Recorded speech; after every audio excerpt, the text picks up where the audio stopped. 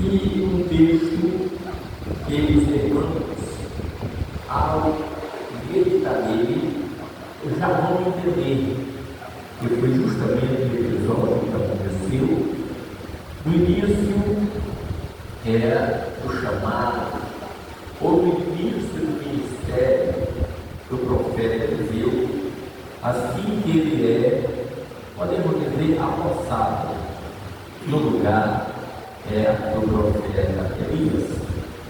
A Bíblia vai registrar que isso aconteceu, irmão, é uma escola de profetas perto ali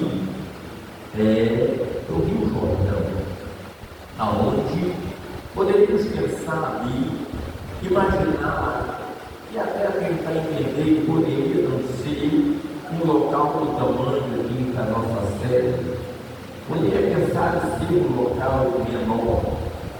E as reuniões que aconteciam ali nos dá a entender que o ambiente era envolvido pela presença de Deus, ao ponto de que o lugar foi ficando pequeno devido ao número de alunos e se multiplicando e aumentando. E você vai observar no texto da tradução em linguagem de hoje, aonde a Bíblia fala de os discípulos, os alunos, ou os auxiliares do profeta Eliseu. Eles observaram que o lugar estava ficando pequeno, ou estava pequeno, e havia a necessidade de haver alguns reparos para que o local fosse ampliado para poder comportar tantos que já estavam como os demais que estariam vindo também para estarem aprendendo com o profeta Eliseu. E nós vamos observar, irmãos e outros leis, que nos dá a entender que este grupo de alunos ou de auxiliares que chegaram a conversaram com Eliseu, eles não estavam ali somente para ocupar um lugar, ou somente para ser mais um, queria fazer número dentro daquele local. Eles estavam ali para somar com o seu pastor, estavam ali para somar com a sua liderança, eles estavam ali para, de alguma forma, eles serem úteis ao profeta e também à obra de Deus naquele lugar. E eu meditando, irmãos, eu comecei a aprender. Diz Espírito Santo, abre meu coração para me entender que no lugar que eu diga, o Senhor me arrancou, o Senhor me tirou, não foi somente para me ser mais no ministério, não foi somente para me ocupar uma cadeira na congregação ou na igreja. Eu entendo, ou eu quero entender, que o Senhor me chamou você para você somar na obra de Deus. Nós vamos observar, vamos ver, que aqueles que chamaram Eliseu para confessar, talvez pensaram uma Nídia, o profeta tinha observado que o lugar estava pequeno, o presbítero Isaías, pastor Francisco Porão. Mas pensar no profeta estava deixando ver se de verdade alguém estava ali, estava aprendendo e tinha abriu o descobrimento da necessidade da obra. Porque às vezes estamos em um local, mas às vezes a gente não tem discernimento, nem visão para ver o que a obra está precisando, o que a obra está necessitando, o que é preciso fazer na obra de Deus, para que a obra venha crescer, para que a obra venha ter progresso.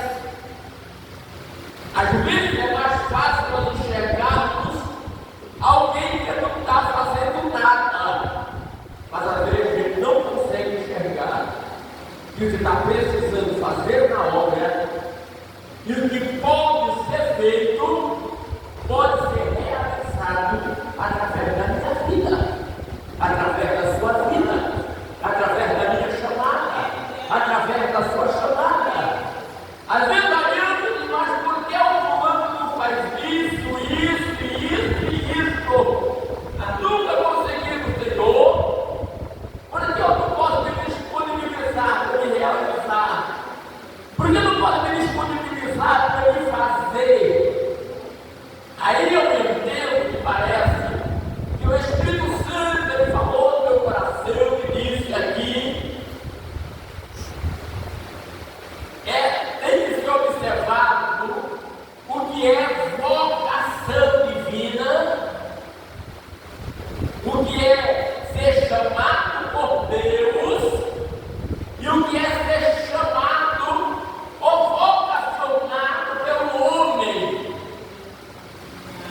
Porque Eliseu poderia muito bem dizer, olha, quando eu estou enxergando isso daí, vou lá e faço alguma coisa pela obra. Parece que eu vejo Eliseu analisando e observando se quem estava do lado dele estava aprendendo, se quem estava do lado dele estava entendendo a realidade, se quem estava do lado dele estava disposto a fazer alguma coisa para ver a obra crescer. Porque às vezes nós nos deparamos, irmãos, com pessoas que estão dentro de Jerusalém, mas não quer ver a prosperidade de Jerusalém em seu lar de Deus. Estão dentro da congregação, mas não quer ver a prosperidade da congregação. Estão dentro do departamento, mas não quer ver a prosperidade do departamento. Mas o olho sempre está ali dizendo, está faltando isso, está faltando aquilo, por que não faz assim, por que não faz assim, mas nunca se coloca à disposição para fazer.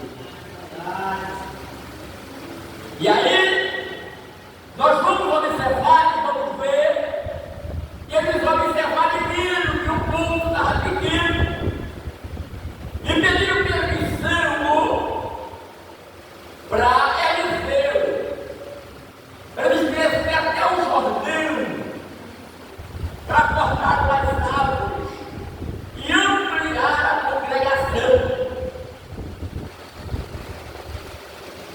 Nos dar a entender que aquele grupo tinha uma vocação,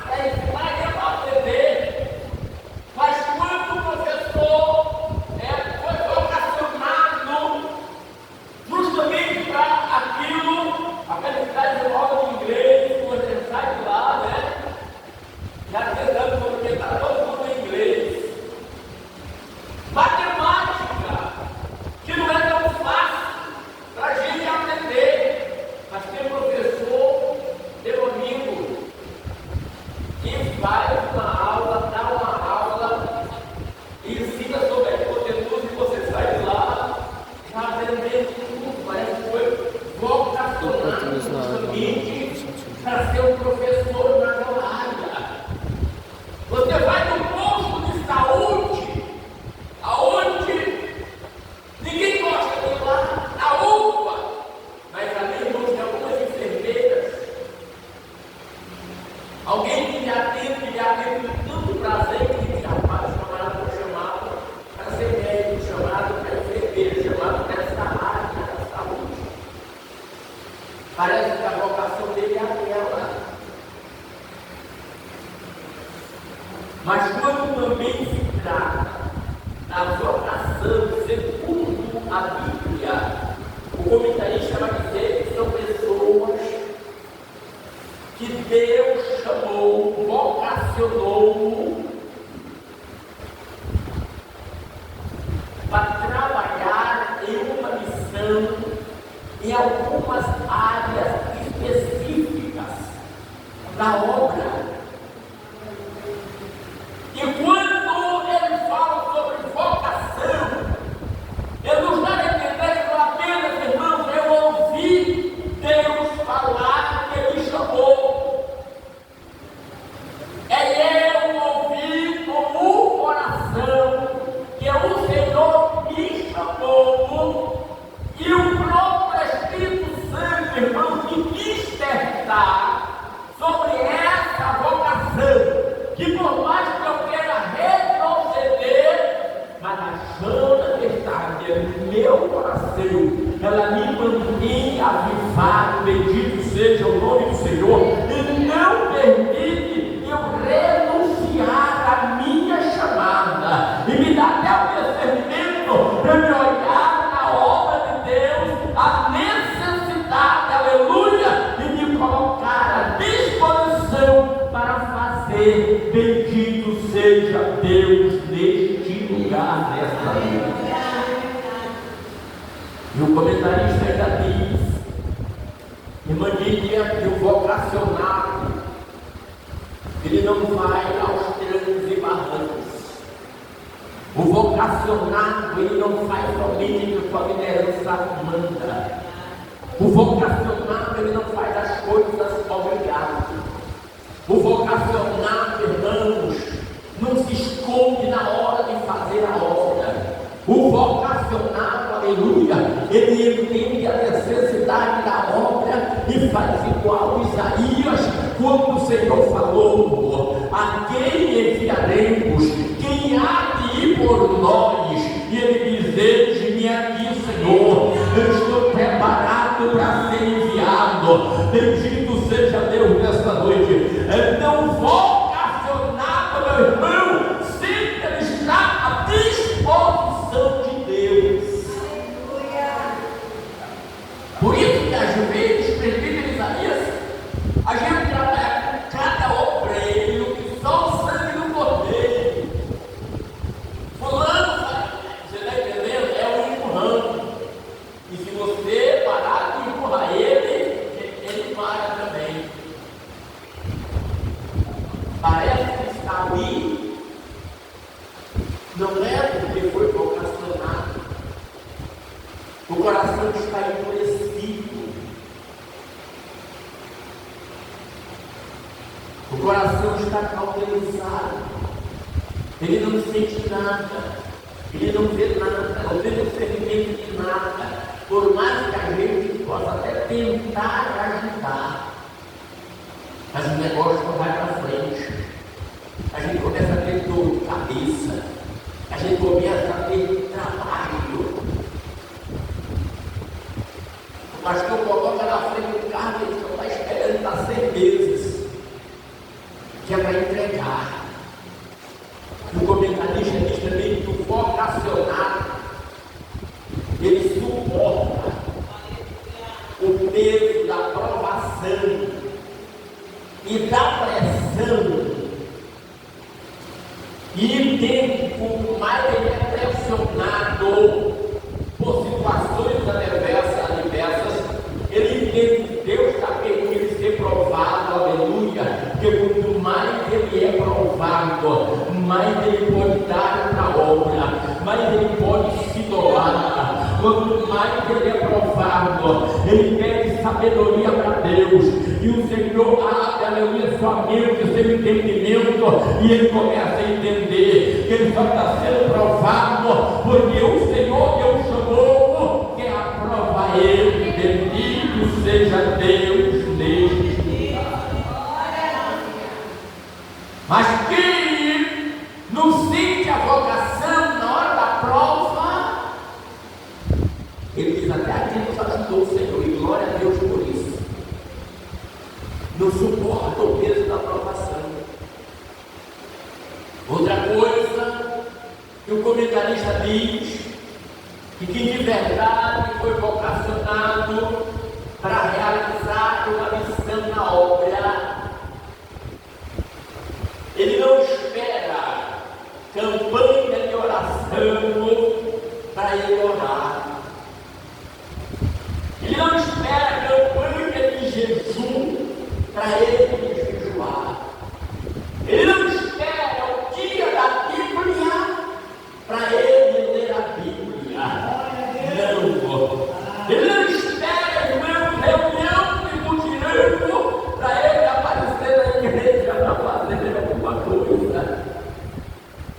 O vocacionado, aleluia, ele tem o costume de orar, tem o costume de jejuar, tem o costume de consagrar, tem o costume de ler a Bíblia, porque ele entende, aleluia, que esse é o combustível, aleluia, que o Senhor vai utilizar para fortalecer ele e continuar capacitando para ele realizar uma grande obra para Deus na terra.